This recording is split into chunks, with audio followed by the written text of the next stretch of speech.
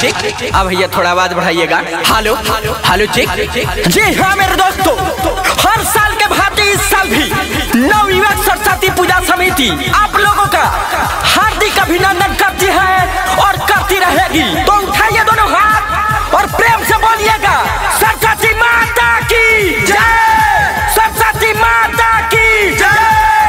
साल भर पर आती है विद्या देकर जाती है, साल भर पर आती है विद्या देकर जाती है। सरस्वती माता विद्या के दाता, सरस्वती माता विद्या के दाता, सरस्वती माता विद्या के दाता।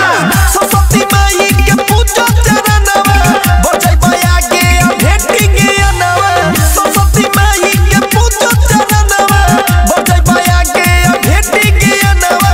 केहू न जाई आगे बच के, अरे चीर देंगे फाड़ देंगे।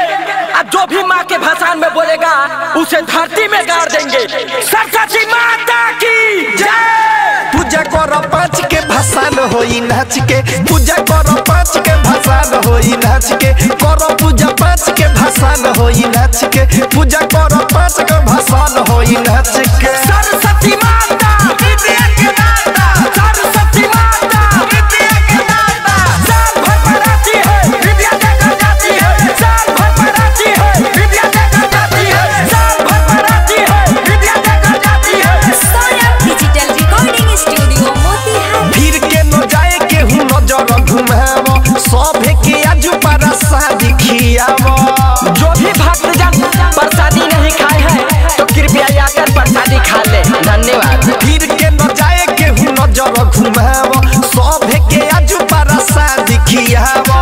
चलो घुमावो गाड़ी मलवा के टोली, केहू जे बोली तो चल जाई गोली। चलो घुमावो गाड़ी मलवा के टोली, केहू जे बोली तो चल जाई गोली। सुनल बात हम सच के। आवाज कम कर।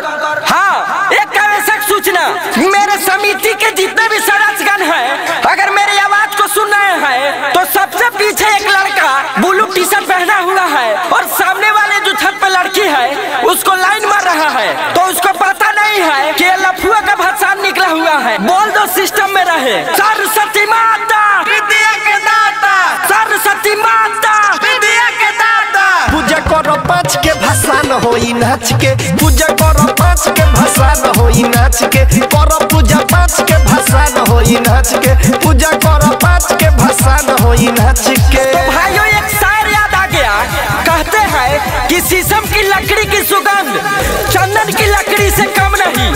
शीशम की लकड़ी की सुगंध चंदन की लकड़ी से कम नहीं। पूजा तो सभी कोई करते हैं, लेकिन हमारा नवयुवक सरस्वती पूजा समिति भी किसी से कम नहीं। ऐसे सब फिल्म के गाना बजाओ, आइल बजौन दुगो लइकी नचावो। हाँ तो यहाँ सब लंठे बा। ऐसे सब फिल्म के गाना बजाओ, आइल बजौन दुगो लइकी नचावो।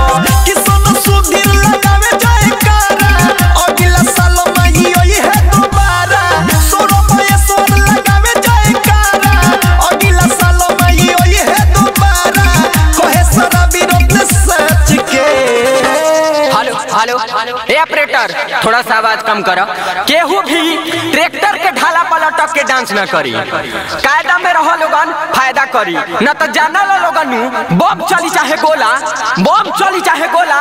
और हमनी के भाषण हर साल ऐसा ही होला। पूजा करो पाँच के भाषण होई नाच के, पूजा करो पाँच के भाषण होई नाच के। पूजा होई पाँच के भाषण होई नाच के, पूजा होई पाँच के भाषण होई नाच के।